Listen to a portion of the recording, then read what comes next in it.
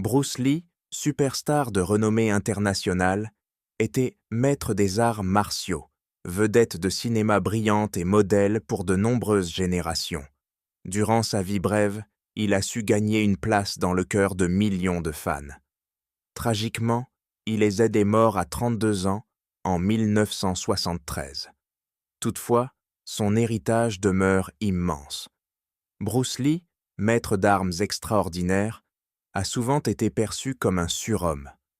Aujourd'hui, nous explorerons ses capacités physiques qui ont laissé bien des gens stupéfaits. Restez avec nous.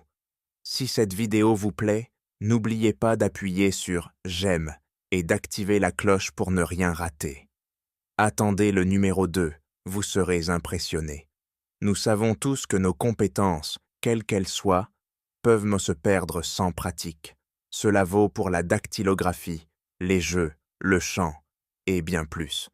Mais pour Bruce Lee, sa compétence maîtresse était physique. Selon sa femme, il consacrait presque chaque minute à s'entraîner pour atteindre la perfection. Pour devenir le plus grand maître d'armes, il s'entraînait sans relâche, loin des exercices ordinaires. Il développa son propre style, le Dragon Flag. Cet entraînement se concentrait sur les muscles centraux, essentiels à ses techniques. Bruce s'allongeait sur un banc, soulevant son corps grâce à ses épaules. Cet exercice renforçait tous ses muscles centraux, lui offrant une forme physique incomparable. Aujourd'hui, le Dragon Flag reste un incontournable des arts martiaux. Bruce maîtrisait aussi des techniques impressionnantes, comme attraper des grains de riz avec des baguettes. Si vous avez vu Karate Kid, vous vous souvenez sûrement de Daniel essayant de capturer une mouche. Bruce Lee allait plus loin. Il lançait du riz en l'air et le saisissait avec des baguettes, un exploit qui aiguisait ses réflexes fulgurants. Bien que rarement filmé, cette pratique témoigne de ses capacités incroyables, souvent jugées surhumaines. La force de Bruce était tout aussi étonnante. Bien que petit, il possédait une puissance exceptionnelle. Contrairement aux stéréotypes des gros muscles, sa force était purement fonctionnelle. Ses dents sacs de frappe, rapidement endommagés par ses coups, devaient peser jusqu'à 135 kg pour résister. Il les faisait voler avec des coups de pied, un exploit que peu pourraient se reproduire. Enfin, Bruce maîtrisait pompes et tractions, éléments essentiels de ses entraînements, prouvant sa discipline et sa force phénoménale. Ces exercices développent la force du haut du corps d'une manière que vous ne pouvez imaginer. Pensez au nombre de pompes que vous pouvez faire en une tentative. Aussi impressionnant que cela vous semble, sachez que ce n'est rien comparé à Bruce Lee. Cet homme maîtrisait parfaitement son corps. Non seulement il pouvait faire un nombre énorme de pompes, mais il les faisait également sur une seule main. Lors d'un test, il a décidé de relever le défi. Bruce a proposé de faire des pompes à une main avec seulement 2 doigts. Lors de cette performance, il a réussi plus de 200 pompes. Puis, il a encore augmenté la difficulté et accompli 100 pompes en utilisant uniquement un pouce. Comme si cela ne suffisait pas, il faisait des centaines de tractions à une main.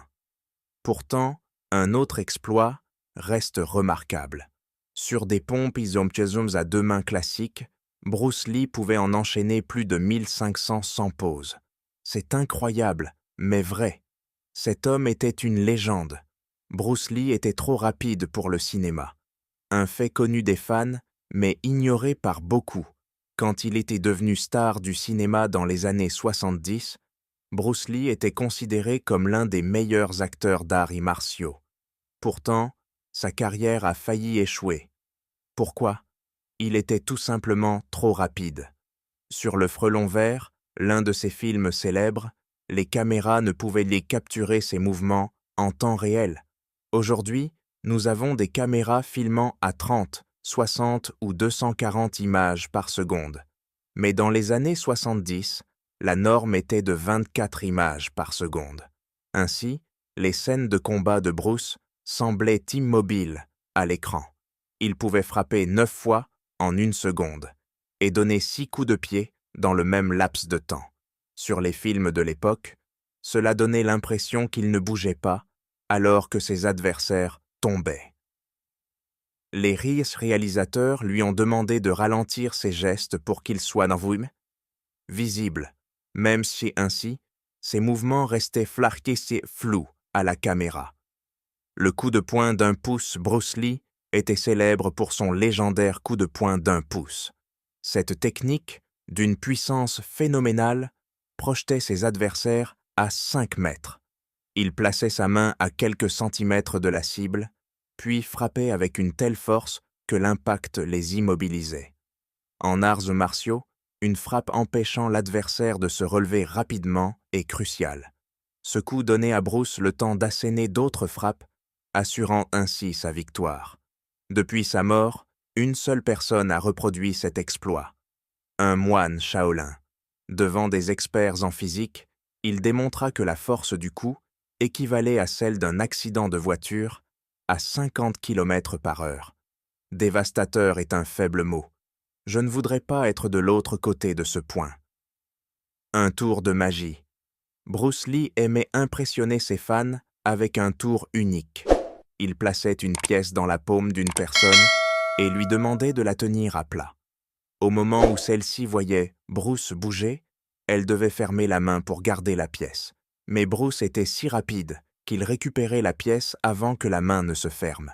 Plus incroyable encore, il la remplaçait par une autre pièce dans le même mouvement. Au moment où vous pensiez l'avoir trompé, vous ouvriez la main et découvriez une toute nouvelle pièce à l'intérieur.